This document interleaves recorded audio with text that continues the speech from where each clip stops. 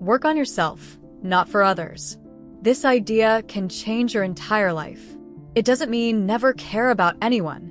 It means let your growth, your healing, your success, and your peace come from your own values, not from trying to impress, please, or prove yourself to other people. Work on yourself, not for others. At first, that sentence may sound selfish. You might think, but I love my family. I want to help my friends. I want people to be proud of me. What's wrong with that? The answer is, nothing is wrong with loving people.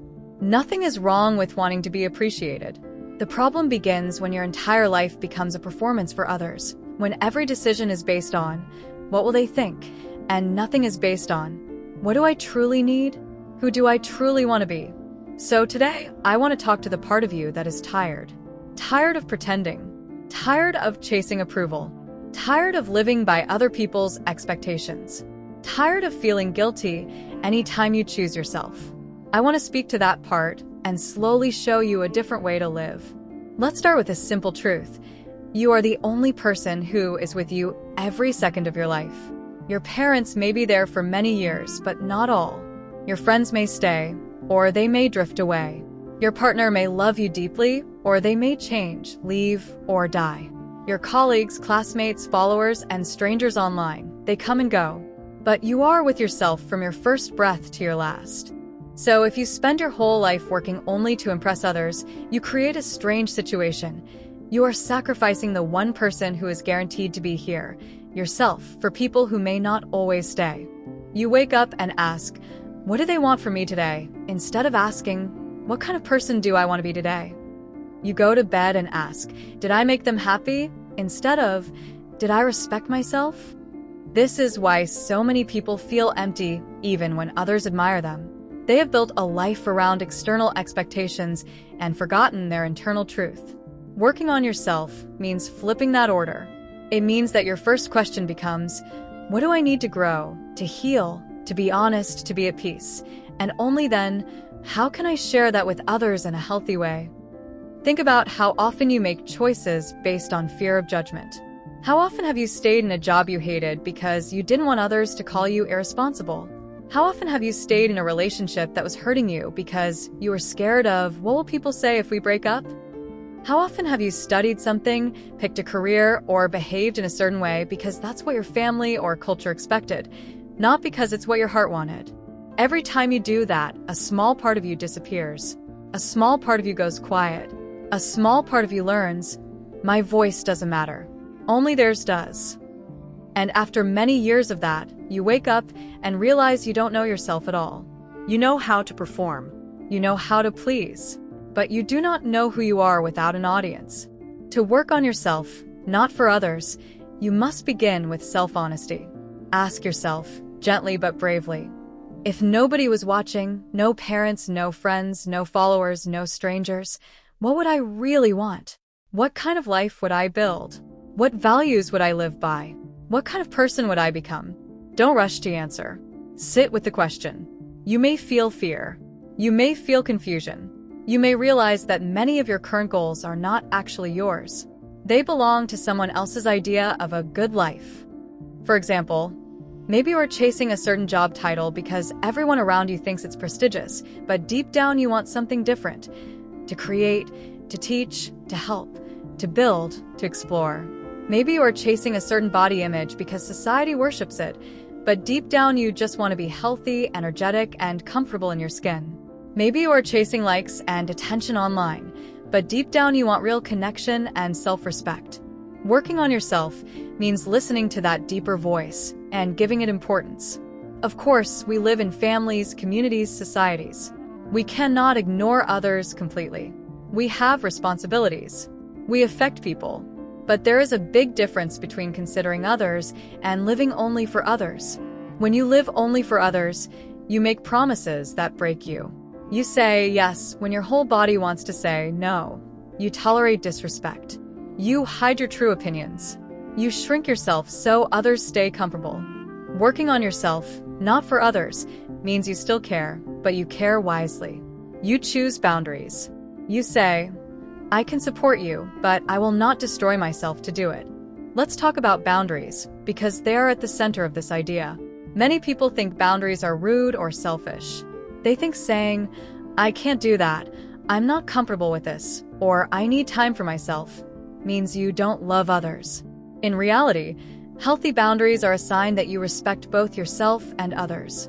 Imagine a house with open doors, no walls, and no locks. Anyone can enter, move things, take things, sleep there, make noise. At first it sounds generous, but soon the house is chaotic. There is no safety. There is no privacy. The owner has nowhere to rest. That house is like a life without boundaries. Now, imagine a house with walls and doors. People can visit, but they knock.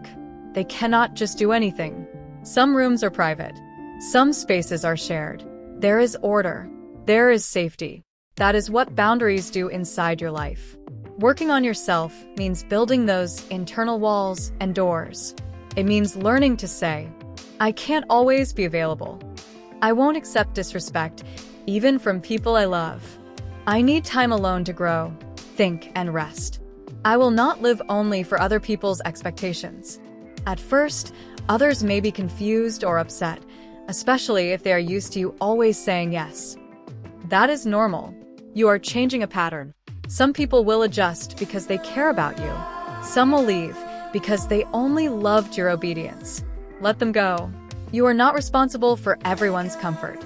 You are responsible for your own integrity. Now, let's talk about self-work itself. What does it actually mean to work on yourself? It's not just reading quotes, watching motivational videos, or repeating, "I love myself" in the mirror. Real self-work is often quiet, uncomfortable, and practical. Working on yourself means looking honestly at your patterns, where you run away, where you overreact, where you self-sabotage, where you pretend. Healing old wounds instead of letting them control you forever.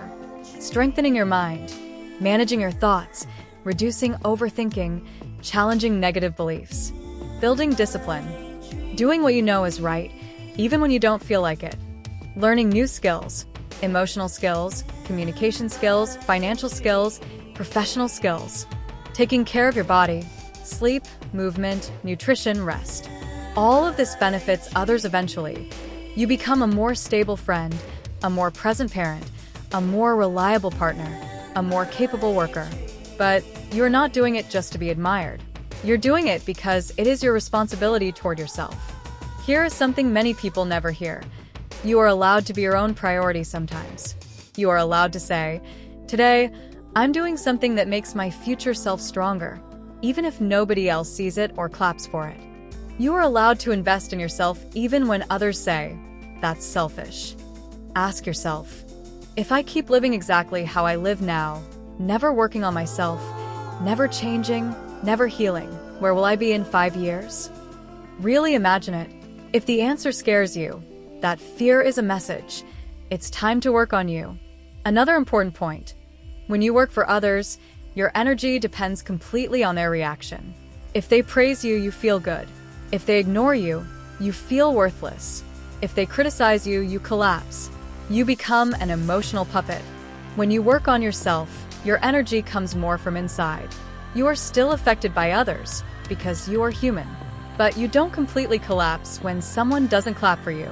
You know why you're doing what you're doing. You know your own reasons. For example, if you exercise only to impress someone, you'll stop when they lose interest or when you feel they don't care.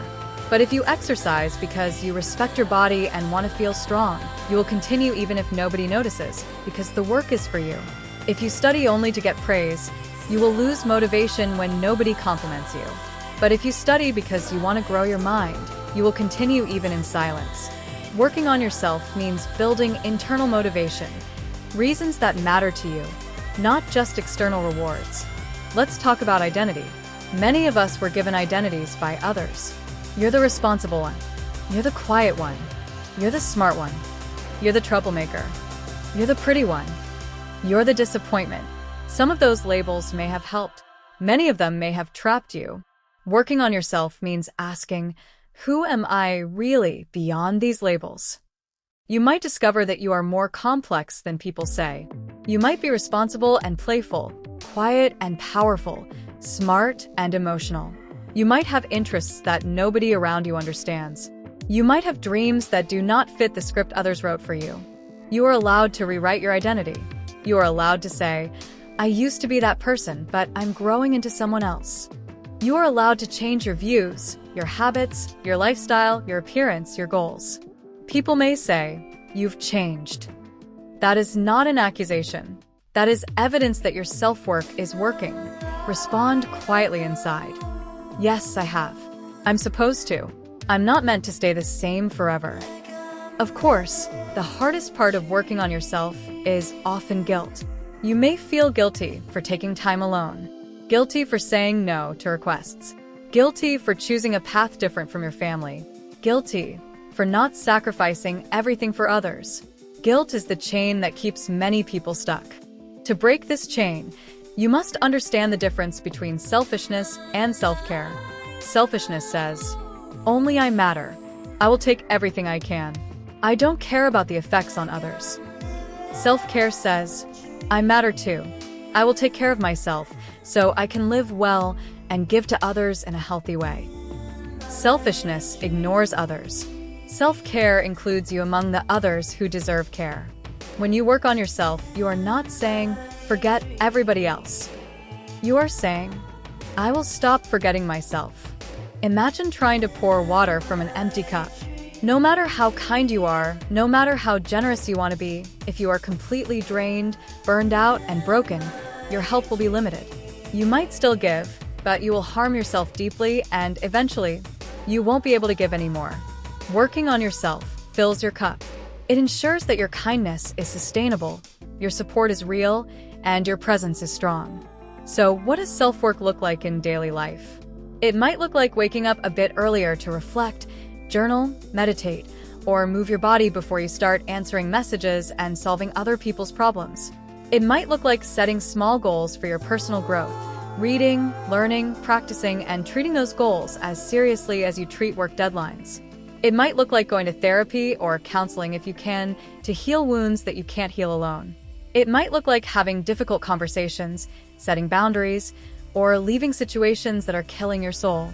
It might also look like saying no more often, no to tasks that you cannot handle, no to relationships that only take and never give, no to toxic environments, no to habits that destroy you. Every no to what harms you is a yes to yourself. Sometimes, working on yourself will disappoint people. That is one of the most painful parts. Maybe your family wanted you to follow a certain career, marry a certain person, live in a certain way.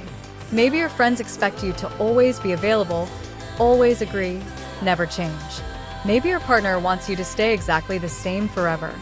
You may have to choose between their comfort and your growth. You may have to choose between their approval and your integrity. In those moments, remind yourself, it is better to be honest and misunderstood than fake and applauded. It is better to live a life you can respect than a life that only looks good from the outside. You are the one who will feel your decisions in your body, your mind, and your heart at 2 a.m. when everyone else is sleeping. Make decisions that give you peace at that hour. You might ask, won't people think I'm selfish if I start working more on myself? Some might, especially those who benefited from your lack of boundaries. But the people who truly love you will understand, maybe not immediately, but eventually. They will see that when you are more stable, more authentic, more fulfilled, your love is deeper and more reliable. Healthy people do not want you to die inside, so they can be comfortable. Healthy people want you to be alive, even if your growth challenges them. So focus on becoming that kind of person yourself. Work on being someone who respects others' boundaries, supports their growth, and doesn't demand that they sacrifice themselves for your comfort. Working on yourself means cleaning your side of the street too. It means asking, where have I expected others to abandon themselves for me? And changing that. Here is another important aspect. Working on yourself is not a project with an end date. You don't finish it. You don't reach some perfect self and then stop. You are always changing, learning, and adapting. There will be seasons where you grow fast, seasons where you move slowly, seasons where you rest, seasons where you are in pain, and can barely do any work. That's normal. Don't treat self-work like an exam you must pass. Treat it like a relationship, the longest relationship you will ever have, the one with yourself. Some days you will communicate well with yourself. Some days you will ignore yourself. Some days you will take care of yourself beautifully. Some days you will slip back into old patterns. The key is to come back again and again, without violence, without hate. Working on yourself, not for others, is also about changing your inner voice. The way you speak to yourself matters.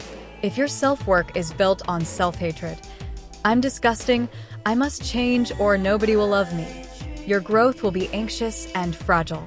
If your self-work is built on self-respect, I deserve better and I'm willing to work for it, your growth will be stronger. Listen to how you talk to yourself when you make mistakes. Do you call yourself names, curse yourself, tell yourself you'll never change?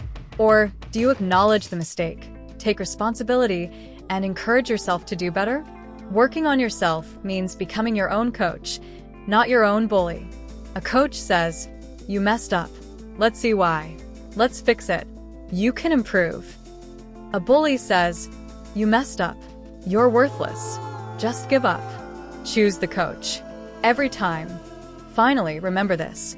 When you work on yourself, the benefits will naturally flow outward. As you heal, you hurt others less. As you become more secure, you become less controlling. As you become more aware, you communicate better. As you become more disciplined, you can support others consistently. As you become more peaceful, you bring peace into your spaces. You will be a better friend, partner, parent, colleague, not because you are living for them, but because you have stopped neglecting yourself. So, work on yourself, not for others, does not mean abandoning your relationships. It means bringing a stronger, truer version of you into them. As you listen to this, you might feel a mix of emotions. Relief. I'm allowed to choose myself. Fear. What if people leave? Sadness. I've lived for others so long. And hope. Maybe I can build a different life. All of these are okay. Let them pass through you. Then, ask yourself one simple, practical question. What is one small way I can start working on myself today for me? Maybe it's 15 minutes of honest journaling. Maybe it's a walk alone to clear your mind. Maybe it's saying no to something you always say yes to. Maybe it's reading about a topic that interests you. Maybe it's scheduling a therapy session.